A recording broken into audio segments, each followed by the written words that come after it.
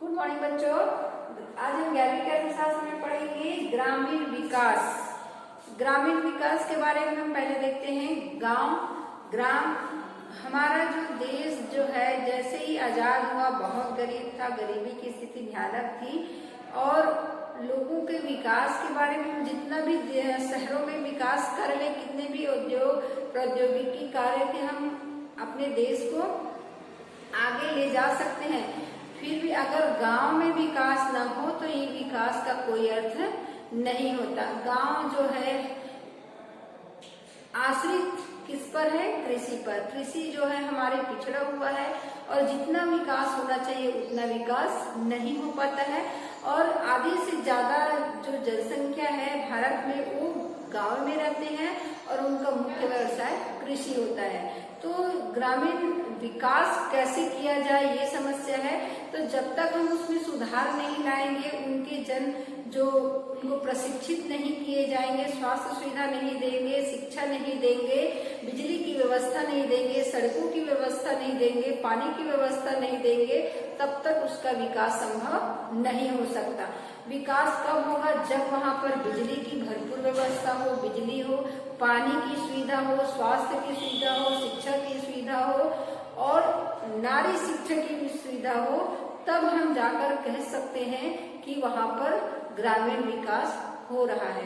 तो ग्रामीण विकास बहुत जरूरी है। गांव के लोगों को सुधारना, शिक्षित करना, उनकी स्थिति में सुधार लाना बहुत जरूरी है, क्योंकि भारत जो है गांवों का देश है। आधे से ज्यादा लोग गांव में रहते हैं और उसको शिक्षित अगर प्रशिक्षित अगर विकसित करे तो हमारा देश दिन प्रतिदिन और विकास की राह पर बढ़ते जाएगा। क्योंकि अगर 3 हिस्सा गांव में रहते हैं, 1 हिस्सा शहर में रहते हैं और ज्यादा विकास अगर गांव का हो तो विकास तेजी से बढ़ने से कोई नहीं रोक सकते। तो हम देखते हैं ग्रामीण विकास का अर्थ पढ़े।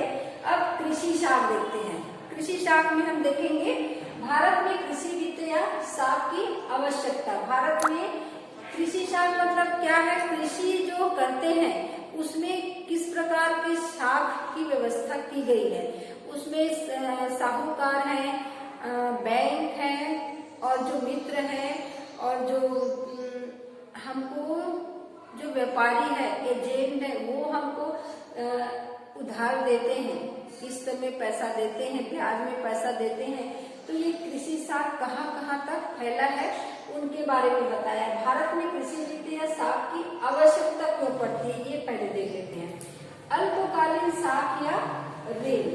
अल्पकालीन शाख या ऋण जो है, अल्पकाल के लिए जो शाख या ऋण दिया जाता है कम समय के लिए, जो होता है 15 महीने के लिए दिया जाता है किसानों को ये शाख सुविधा, जो उसके खेत के लिए, बीज के लिए और जो औजार होता है उसके लिए ऋण दिया जाता है कृषकों को। उसको 15 महीने में उसको उस किस्त को देना रहता है। तो अपने बीज के लिए, बैल के लिए, खाद के लिए और जो औजार है उसके लिए वो किस्त या उनसे उधारी लेते हैं। अब दूसरा है मध्यकालीन ऋण जो होता है वो 15 माह से 5 वर्ष के लिए होता है और इसमें जो है कृषक इस उद्देश्य से औजार एवं पशु खरीदने तथा खेतों के सुधार के लिए लिया जाता है। तो 15 से 5 वर्ष के लिए यह लिया जाता है। 5 वर्ष तक उसको इस किस्त को चुकाना होता है। तीसरा दिया है दीर्घकालीन ऋण। दीर्घकालीन ऋण में है 5 से 20 वर्ष तक के लिए होता है और इस कृषक इस ऋण का उपयोग पैतृक ऋणों को चुकाने, भूमि खरीदने, कुआं खुदवाने और ट्रैक्टर खरीदने के लिए करते हैं। जमीन खरीद रहे हैं, मकान के लिए जो लोन लेते हैं उनका है, इनको धीरे धीरे किस्त के रूप में उसको दिया जाता है। ब्याज इसमें ज्यादा पड़ता है, ज्यादा समय के लिए रहता है। पहले अल्पकालीन में 15 महीने के लिए, इसमें 5 वर्ष के लिए, इसमें 20 वर्ष के लिए होता है। तो इसमें कभी भी आप इसको ऋण को चुकता कर सकते हो। इसमें ब्याज जितना ज्यादा अगर समय ले रहे हैं उतना ज्यादा ब्याज आपको देना पड़ेगा।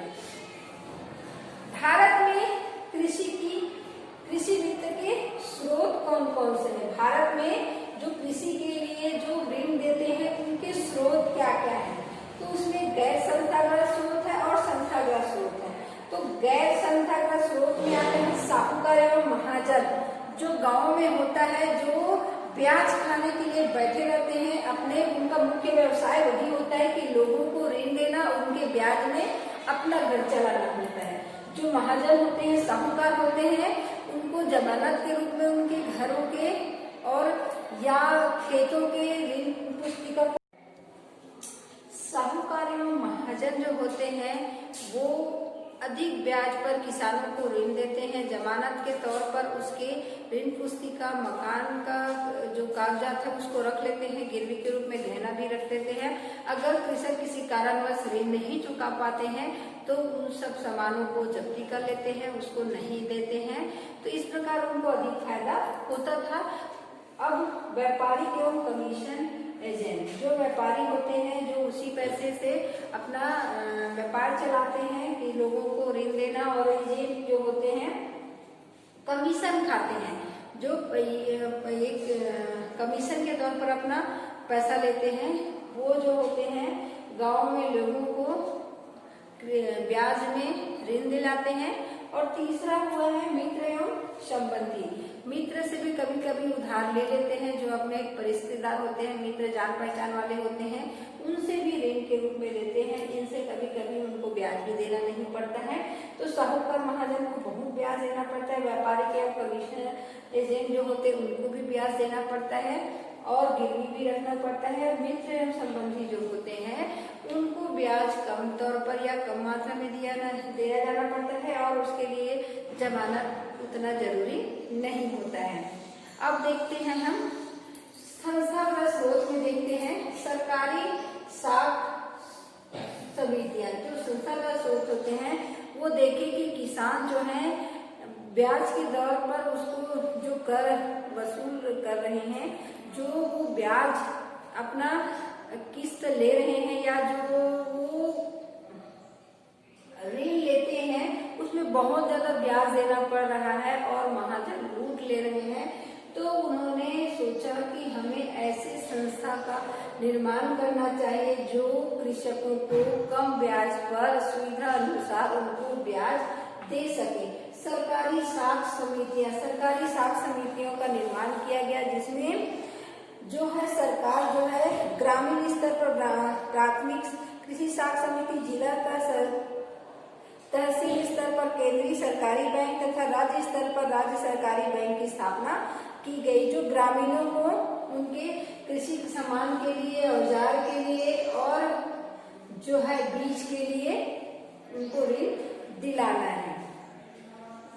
किसानों को ग्रामीण साहूकार शोषण से मुक्ति दिलाने के लिए भी समिति का गठन किया गया है। दूसरा है भूमि बंधक एवं भूमि विकास बैंक। जो है भूमि संस्थागत कृषि वित्त से स्रोतों में भूमि विकास बैंक का महत्वपूर्ण स्थान है।